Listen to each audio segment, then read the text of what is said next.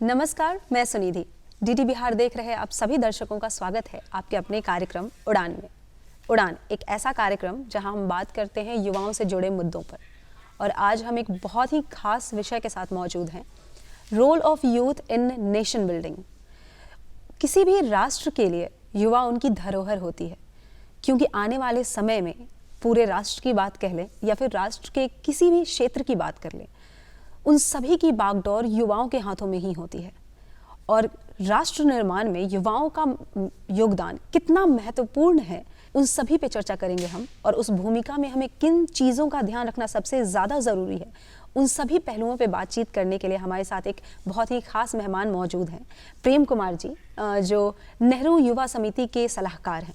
और हम मौजूद हैं हमारे दो प्रतिभागियों के साथ, युवा प्रतिभागियों के साथ, श्वेता कुमारी जो कि पटना यूनिवर्सिटी की स्टूडेंट है, और करण कुमार जो कि आर्यभट्ट नॉलेज यूनिवर्सिटी के स्टूडेंट हैं। तो सबसे पहले सवाल के साथ प्रेम कुमार जी, हम ये ज़रूर बातचीत करना चाहेंगे, जागरूकता के ऊपर ज़रूर बातचीत करना चाहेंगे कि किसी भी यूथ का जागरूक होना, चाहे वो एडुकेशन के संदर्भ में हो या फिर समाज सेवा के संदर्भ में हो, जागरूक होना कितना महत्वपूर्ण है, और किसी भी यूथ को जागरूकता की महत्ता कैसे बोध कराई जा सकती है? देखिए, युवाओं को सबसे पहले तो उसको काउंसलिंग का ज़रूरत है, उसको हम लोग मार्गदर्शन दें सर। और उसको अवेयर करना होगा। और अवेयर करने के लिए हमको जितने भी गांव में युवा मंडल है, युवा क्लब है, या यूथ जितने भी ऑर्गेनाइजेशन है, यूनिवर्सिटी है, कॉलेज हैं, विद्यालय हैं, यहाँ भी युवाओं को काउंसलिंग की आवश्यकता है। और युवाओं को लक्ष्य का निर्धारण कराएं, युवाओं को एक उसको तैयारी कराएं कि आखिर उसका गोल क्या होगा। अभी एक बहुत बड़ा समस्या आ रहा है कि हमारा जो युवा वर्ग है, इसके पास कोई गोल नहीं है, और कोई गोल नहीं होने से, लक्ष्य नहीं होने से युवा में भटकाव अधिक आता है। इसलिए युवाओं को अवेयरनेस के प्रति, युवाओं को जागरूक करने के प्रति हम लोग भी काम करते हैं। हम लोगों का युवा मंडल हर गांव में बना हुआ है, हर पंचायत में है, जहां हम लोग यूथ को संगठित करके उनमें जो प्रतिभा है, बहुत सा प्रतिभा, छिपी हुई प्रतिभा रहता है। जैसे कोई अच्छे संगीतकार हैं, कोई अच्छे स्पोर्ट्समैन हैं, कोई अच्छे धावक हो सकते हैं, कोई अच्छे चित्रकार हैं, उनको हम लोग गांव से चुन के उनको हम लोग राष्ट्रीय फलक तक पहुंचाने का काम करते हैं। और इसमें युवाओं को अवेयरनेस भी ज़रूरत है। उसको यह जो एज है, ये खास करके जो हमारा टीनेजर है, और अब तो भारत सरकार 13 से 29 साल के लोगों को यूथ के श्रेणी में रखता है, तो यह एक किशोरावस्था और टीनेजर्स का भी दौड़ इस एज में है, और इसमें भटकाव अधिक होता है, निगेटिविटी के प्रति हमारा यूथ भटक जाता है। तो इस समय माता पिता को, शिक्षक को और समाज के लोगों को भी बच्चों को अवेयर करने की ज़रूरत है, और उसको सही गलत के बारे में जानकारी देने की आवश्यकता है, और जागरूकता बहुत ही ज़रूरी है। जी, वो तो बहुत ही सही बात है सर। और इसके साथ ही अगर एडुकेशन की बात करें, तो एडुकेशन ही एक मूल मंत्र है जो किसी भी यूथ को या फिर किसी भी नेशन को एक नई दिशा में ले जा सकती है।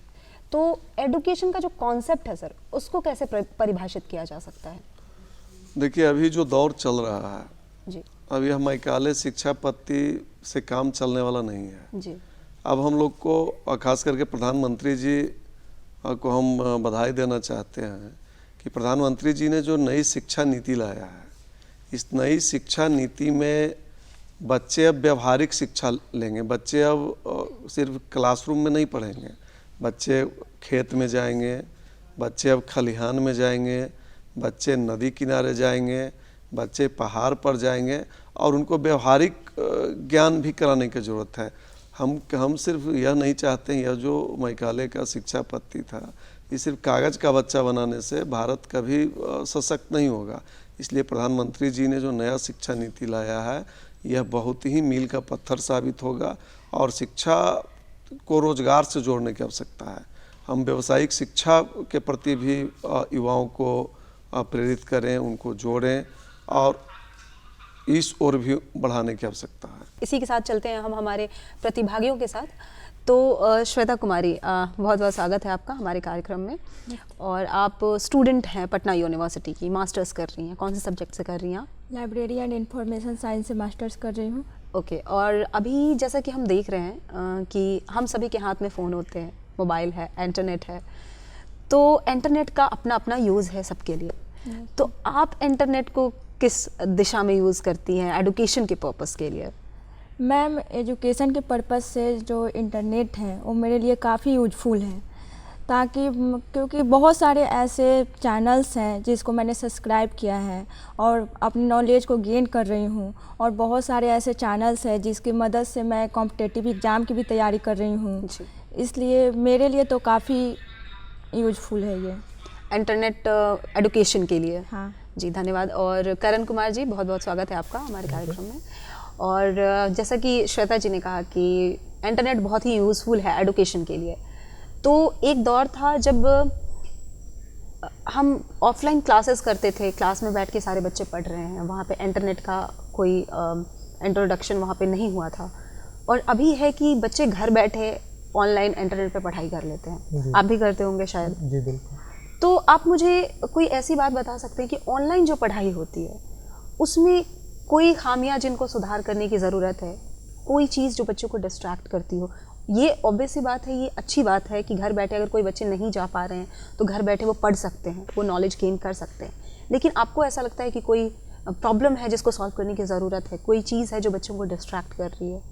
बिल्कुल, डेफिनेटली यहाँ पे ये बात तो सिंपल है कि ऑफलाइन क्लास बेटर है ऑनलाइन से, बट आज के टाइम में कोविड के बाद खासकर ऑनलाइन क्लास की मांग और देखते हुए कोविड को इसको बेहतर किया गया है कि ऑनलाइन हो गया, कॉन्टैक्ट लेस हो गया है। इससे लोग घर में ही किसी भी तरीके का एजुकेशन ले सकते हैं, वो भी फ्री में। आजकल इतने चैनल्स हैं जो आप सब्सक्राइब करेंगे तो आपको फ्री में एजुकेशन मिल जाएगा। आपका यहाँ पे कुछ पैसा भी यहाँ पे खर्च नहीं होगा, आपका आने जाने का भी टाइम पूरा बचेगा, तो आप इस पर फोकस कर सकते हैं स्टडी पे। ये एक बेनिफिट है, बट फिजिकल इंटरेक्शन भी बहुत ज़रूरत रहता है, तो वो ऑफलाइन क्लास पूरी करता है, बट ऑनलाइन में वो पे नहीं हो सकता है। जी। सो ऑनलाइन क्लास में डिस्ट्रैक्शन का कारण ये भी रहता है कि बच्चे अपने घर से पढ़ते जी, हैं जी। या कोई अपने पर्सनल रूम से पढ़ते हैं, बट वो माहौल नहीं मिल पाता उनको जो एक क्लास में जाने के बाद एक दूसरे को देख के जी, एक एनवायरनमेंट क्रिएट होता है और एक दूसरे में कंपटीशन की भावना से देख के वो अच्छे वे में देखते हैं कंपटीशन एक दूसरे में और आगे बढ़ने की कोशिश करते हैं। और ये भी होता है शायद कभी कभार कि हम अगर अकेले पढ़ रहे हैं, अगर ऑफलाइन क्लास है तो वो हमारा टाइम फिक्स है, और अगर हम अकेले ऑनलाइन पढ़ रहे हैं तो शायद कभी ये भी होता है कि चलो यार बाद में पढ़ लेंगे। बिल्कुल। हाँ। अपना वीडियो खोल के जूम या जिस चीज़ पे भी हम देखते हैं यूट्यूब पे, तो चलो आज इसको आज थोड़ा डिले कर देते हैं, कल देख लेंगे लेंगे। तो ये एक प्रॉपर डिसिप्लिन शायद मेंटेन नहीं हो पाता होगा। बिल्कुल, अभी नहीं हो पाता है, जो खासकर यंग जनरेशन है, कुछ टाइम वो करते हैं बट कुछ टाइम नहीं हो पाता है। तो ये थोड़ा नेगेटिव पॉइंट है, बाकी पॉजिटिव बहुत है इसमें। जी जी बिल्कुल, धन्यवाद। और प्रेम कुमार जी, जैसे हमारे प्रतिभागियों का ओपिनियन है डिजिटल प्लेटफॉर्म को लेके लर्निंग के लिए, तो सर जैसा कि हम देख रहे हैं कि पहले जो भी लोग थे या फिर जो भी स्टूडेंट्स थे, यूथ थे, उनका जो फोकस था वो बहुत ही स्ट्रॉन्ग फोकस था। काफ़ी मेहनत करने के बाद तब जाके उन्हें कोई चीज़ अचीव होती थी और उसकी जो खुशी होती थी। और अभी है कि इंटरनेट हमारे पास है, बहुत चीज़ बहुत ईजिली अवेलेबल हो जा रही है, तो उनका फोकस काफ़ी सिंक्रोनाइज कर गया है। तो इस विषय में आप क्या कहना चाहेंगे कि कैसे स्टूडेंट्स फोकस को लेकर और ख़ासकर इंटरनेट एरा में कैसे उस चीज़ को मेंटेन कर सकते हैं, उस फोकस को मेंटेन कर सकते हैं? देखिए, अभी तो ग्लोबल विलेज की ओर हम बढ़ रहे हैं, पूरा दुनिया एक गांव हो गया है और डिजिटल युग है, इसको नकारा नहीं जा सकता है। लेकिन करण बहुत अच्छा बताया कि हम यह एक वर्चुअल लाइफ की ओर भी हम बढ़ रहे हैं, काल्पनिक दुनिया। तो खास करके हमको इस तरह का जो क्लासरूम में पाठ्यक्रम चल रहा था या स्कूल कॉलेज में जो माहौल मिलता है शिक्षण का, वहाँ सिर्फ किताब ही नहीं पढ़ाया जाता है। बच्चे जाते हैं तो उनमें अनुशासन का भाव, खेल कूद का भाव, कैसे एक दूसरे से मिलने जुलने हैं, जीवन कौशल क्या है, लाइफ स्किल क्या है, सारे चीज़ के बारे में हम देखिए हमको यह समझना होगा कि शिक्षा का मतलब सिर्फ नौकरी करना नहीं है। हम शिक्षा इसलिए दें कि हम मनुष्य का निर्माण करें और संस्कार युक्त शिक्षा हो, चरित्र निर्माण हो, उसमें मोरल वैल्यू हो। और यह जब तक बच्चे स्कूल कॉलेज नहीं जाएंगे तो उसमें हमें नहीं लगता है कि सिर्फ ऑनलाइन के माध्यम से बच्चे परिपूर्ण हो पाएंगे।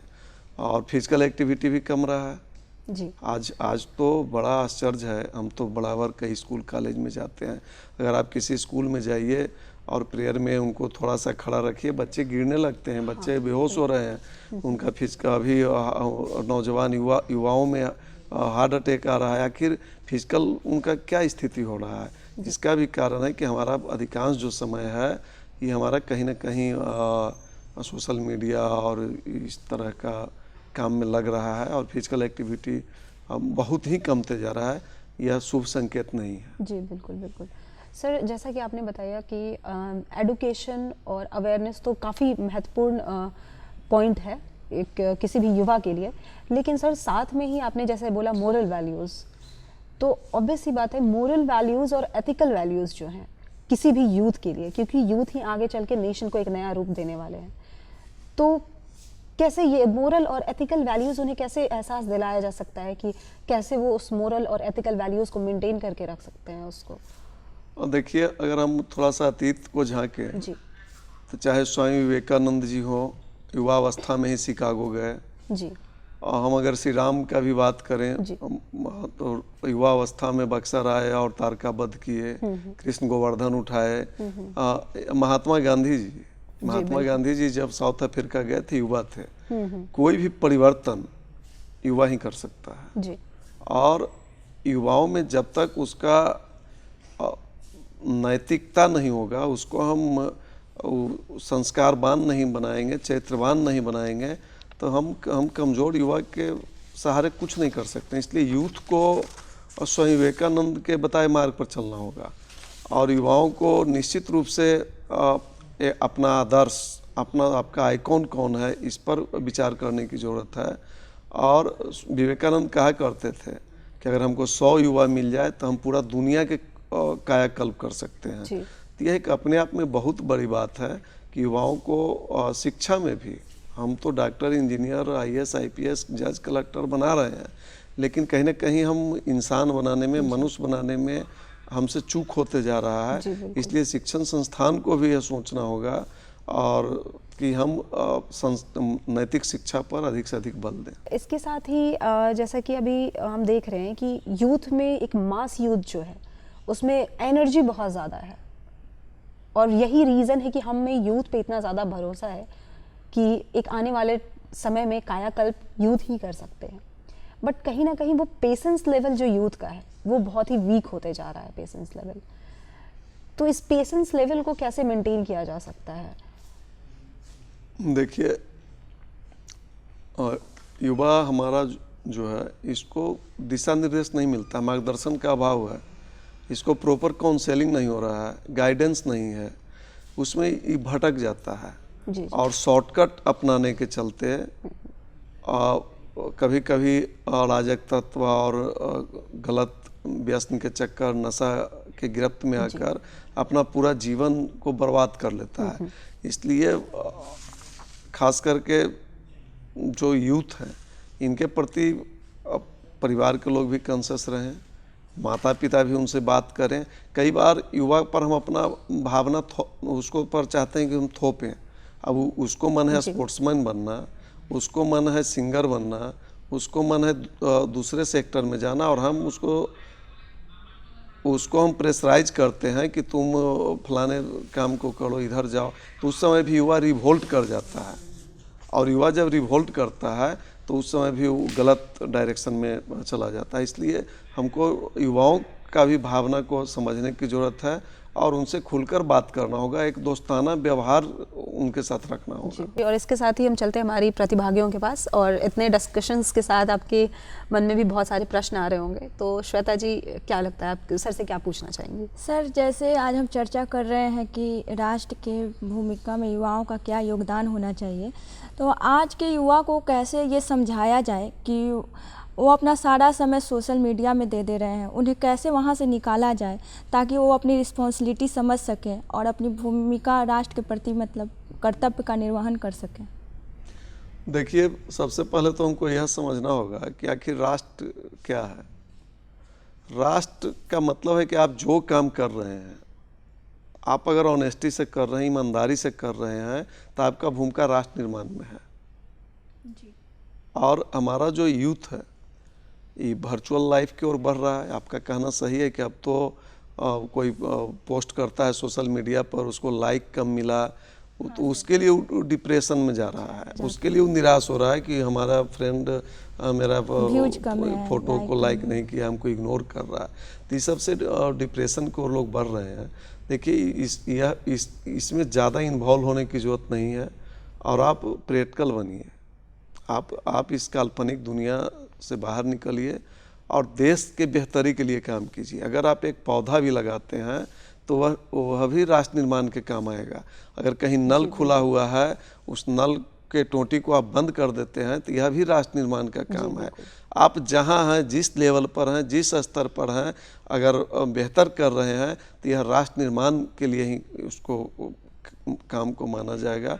और हमारा जो युवा वर्ग है, जो सबसे बड़ा आबादी, ज़्यादा दिन नहीं रहेगा। अब हमारे पास मात्र 10 साल है, 10 ईयर्स। 10 साल अगर हम इस पर फोकस नहीं किए तो ये हमारा युवा जो है, इस सब का एनर्जी वेस्टेज हो जाएगा। इसलिए हम यूथ में जो ताकत है, इसको हम लोग ऑर्गेनाइज करें और इसको सही दिशा में लगाएं। और हम चाहेंगे भी कि हमारा जो नौजवान है, निश्चित रूप से अपना लक्ष्य का निर्धारण करें, अपने गोल का निर्धारण करें। और उसके लिए विवेकानंद कहे थे, स्वामी विवेकानंद का मानना था कि उठो, जागो और तब तक मत रुको जब तक लक्ष्य की प्राप्ति नहीं हो। आज भी यह वाक्य हम लोगों के लिए बहुत ही प्रेरणादायी है, और नौजवानों के लिए तो यह है कि इसको एकदम गांठ बांध लेने की आवश्यकता है कि इसको अपना कर आप जीवन के लक्ष्य की ओर बढ़ें। जी बिल्कुल, बहुत ही सही बात कही है सर आपने कि बूंद बूंद से तालाब भरता है। तो अगर एक छोटा सा भी काम हम कर रहे हैं तो वो भी राष्ट्र निर्माण में हम योगदान में दे रहे हैं। अगर हम नेगेटिव कोई काम कर रहे हैं तो वो नेगेटिवली योगदान जा रहा है, अगर पॉजिटिवली कर रहे हैं तो वो पॉजिटिवली योगदान जा रहा है।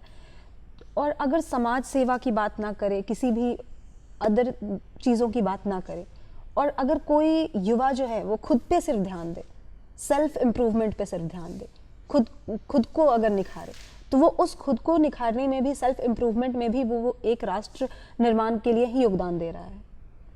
तो सर अभी जैसा कि हम ये ज़रूर जानना चाहेंगे, जैसे कि हर एक सेक्टर हो गया, हेल्थ सेक्टर हो गया, या फिर बिजनेस सेक्टर हो गया, या फिर एजुकेशन सेक्टर हो गया, हर एक सेक्टर में कैसे अगर यूथ सिर्फ अपने ऊपर काम कर रहे हैं, अपने लिए अगर एक काम शुरू कर रहे हैं, बिजनेस शुरू कर रहे हैं, तो कैसे वो राष्ट्र के लिए योगदान दे रहे हैं? देखिए, अगर कोई नौजवान सेल्फ एम्प्लॉयमेंट की ओर बढ़ते हैं, और अभी तो कई योजना भी भारत सरकार शुरू की है, प्रधानमंत्री रोजगार सृजन कार्यक्रम है, युवा उद्यमी योजना है जिसमें आपको 10 लाख रुपया मिल रहा है, 50% उसमें अनुदान है, दर्जनों मुद्रा योजना है। अगर कोई नौजवान आगे बढ़कर स्वरोजगार की ओर बढ़ता है, और प्रधानमंत्री जी जो 2 करोड़ रोजगार का वादा किया था, उसमें स्वरोजगार ही है कि हम सेल्फ एम्प्लॉयमेंट को अगर बढ़ते हैं तो उसमें 10 लोग जुड़ते हैं, तो एक व्यक्ति को आगे बढ़ने से 10 लोगों के घर में रोजी रोटी पहुंच रहा है, 10 लोगों का कल्याण होगा। तो यह निश्चित रूप से राष्ट्र निर्माण है। जी बिल्कुल। अगर राष्ट्र सबल होगा, राष्ट्र के नौजवान अगर सशक्त होंगे, तब तो भारत सशक्त होगा। जी बिल्कुल। सिर्फ अपने ऊपर अगर ध्यान भी हम दें सही तरीके से, पॉजिटिव डायरेक्शन में, तो वो भी एक बहुत बड़ा योगदान है राष्ट्र निर्माण में। जी निश्चित। जी, तो इसी के साथ हम चलते हैं हमारे प्रतिभागियों के पास वापस से दूसरा क्वेश्चन लेने के लिए।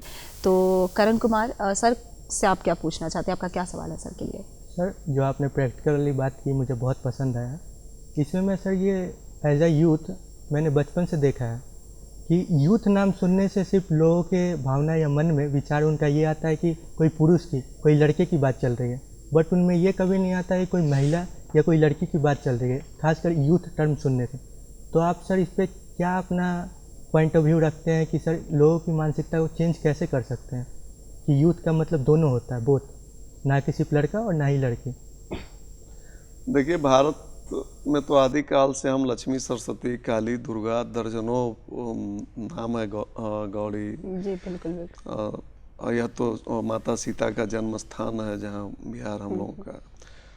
कहीं भेदभाव नहीं है, लेकिन आज भी थोड़ा सा कुछ जगह हम लोग यूथ का मतलब समझते हैं कि नौजवान, जबकि यह कॉमन है। इसमें लड़का लड़की दोनों आता है, जिसका उम्र 13 से 29 के बीच है। और अब लोग आगे बढ़ रहे हैं। अभी राष्ट्रीय युवा महोत्सव कर्नाटका में हुआ जी 12 से 16। बिहार से एक टीम गया था फूड फेस्टिवल में, और वहाँ लिट्टी चोखा का स्टॉल लगाया और पूरे देश में दूसरा स्थान प्राप्त किया। क्या और युवा वो सब टीनेजर हैं, 16 साल, 17 साल, 18 साल का। तो यह एक अपने आप में बहुत बड़ी बात है कि आप अगर उनको अवसर देते हैं, कोई भेदभाव नहीं है। अब दुनिया बदल रहा है। अब तो हमारी बेटियां हर सेक्टर में, कई सेक्टर में तो लड़कों से आगे हैं। जी बिल्कुल। इसलिए हमको अपना माइंडसेट बदलने की ज़रूरत है।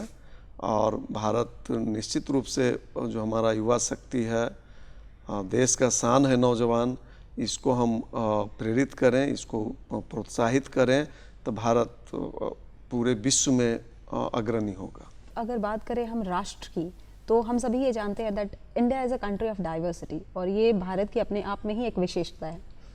तो अगर हम यूथ की बात करें, तो इस डाइवर्सिटी को लेकर यूथ को कैसे मोबिलाइज किया जा सकता है, कैसे उन्हें इसके लिए पॉजिटिव वे में डायरेक्ट किया जा सकता है कि उस डाइवर्सिटी के इम्पोर्टेंस को वो समझें?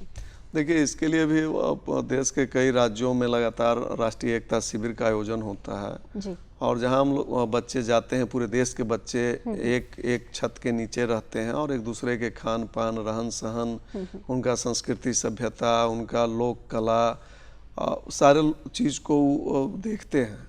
और भारत का पहचान ही है भिन्नता में एकता। जी, और गंगा जमुनी जो तहजीब है, ये हमारी शान है।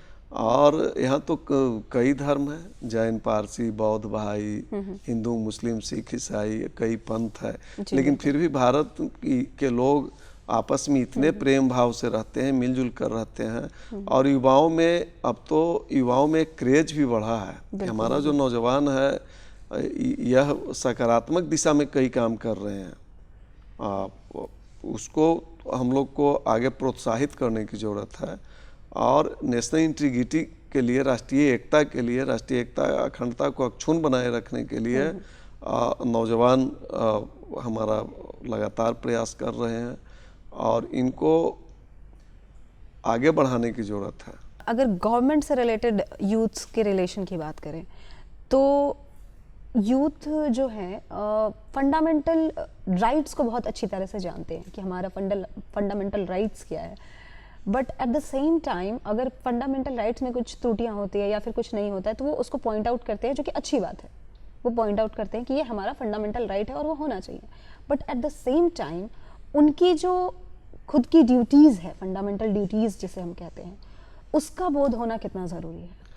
देखिए, कर्तव्य और अधिकार, जी, हमको अपना कर्तव्य पर भी ध्यान देना होगा। अगर हमको सीट बेल्ट लगाने के लिए ट्रैफिक पुलिस को खड़ा होना पड़े, हम हेलमेट पहने इसके लिए पुलिस को खड़ा होना पड़े, अगर हमको दीवार पर लिखना पड़े कि यहाँ फूल न तोड़ें, यह तो ठीक नहीं है। और हम जब तक कर्तव्य के प्रति सशक्त नहीं है, कर्तव्य के प्रति अवेयर नहीं है, तो सिर्फ अधिकार मांगना उचित नहीं है। इसलिए हम चाहते हैं कि हमारा जो युवा वर्ग है ये अपने कर्तव्य के प्रति जवाबदेह बने। और जब आप कर्तव्य के प्रति जवाबदेह बनेंगे तो आपको अधिकार स्वतः मिल जाएगा। जी बिल्कुल। श्वेता कुमारी, आपका अगला सवाल सर से। सर, मेरा एक सवाल ये है कि जैसे आज के युवा बहुत जल्दी डिप्रेस्ड हो जाते हैं, फेलियर्स होने के डर से सुसाइड कर लेते हैं, तो वैसे युवाओं के लिए क्या मैसेज है? वो कैसे समझे कि उनका जो रोल है वो कितना इम्पोर्टेंट है हमारे समाज के लिए, राष्ट्र के लिए, परिवार के लिए? देखिए, हर व्यक्ति के जीवन में 4 विंडो है। एक विंडो है जिसे आप जानते हैं, एक विंडो है जिसको दूसरा जानता है, एक विंडो है जिसको आप भी जानते हैं और दूसरा भी जानता है, और एक विंडो है जिसको ना आप जानते हैं ना दूसरा जानता है। इसलिए व्यक्ति को कभी लाइफ में हताश नहीं होना चाहिए। आप सही कहना है आपका कि हमारे बच्चे कोई अंक कम आया, किसी परीक्षा में पिछड़ गए तो निगेटिविटी उनमें पनप जाता है। उनको फिर से पूरे उत्साह के साथ मेहनत करना चाहिए और सकारात्मक सोच के साथ आगे बढ़ना चाहिए। और जीवन में कई दरवाज़ा है, अगर आपको एक दरवाज़ा बंद होता है तो कोई ना कोई दूसरा दरवाज़ा आपके लिए खुला हुआ है। इसलिए आप सकारात्मक सोच के साथ आगे बढ़िए। और आज तो भारत सरकार भी नौजवानों के लिए दर्जनों कार्यक्रम चला रहे हैं, उसमें आप जुड़ें, उसका लाभ उठाएं, आपको निराश होने की ज़रूरत नहीं है। और इसी के साथ हम अगला सवाल लेते हैं करण कुमार, आपका नेक्स्ट क्वेश्चन सर से।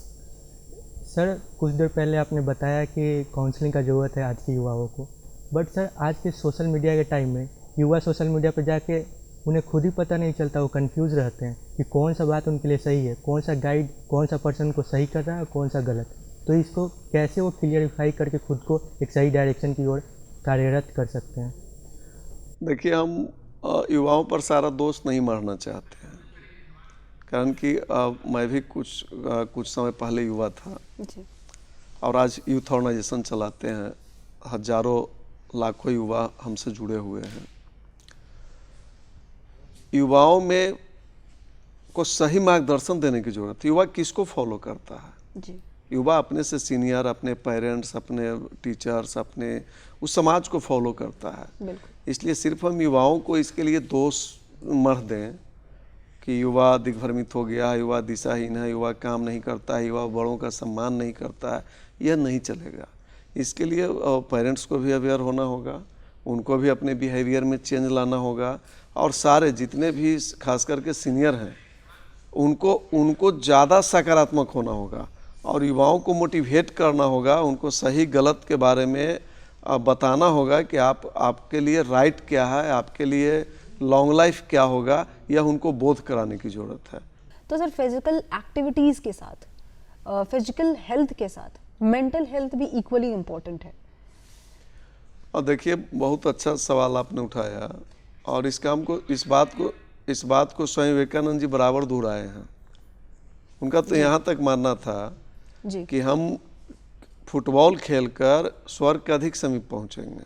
क्या बात उनका मानना था कि अगर हमारा भुजाएं मजबूत हैं, हम बलिष्ठ हैं, तो स्वस्थ तन में ही स्वस्थ मन का निवास होगा। जी। इसलिए फिजिकल एक्टिविटी, उससे टीम स्पिरिट भी पैदा होता है और अनुशासन का भाव पैदा होता है। इसलिए बच्चों में फिजिकल एक्टिविटी निश्चित रूप से होना चाहिए और इसको बढ़ावा देने की ज़रूरत है। बहुत बहुत धन्यवाद प्रेम कुमार जी आज के हमारे इस कार्यक्रम में, और श्वेता राज और करण कुमार जी बहुत बहुत धन्यवाद हमारे साथ जुड़ने के लिए हमारे कार्यक्रम में।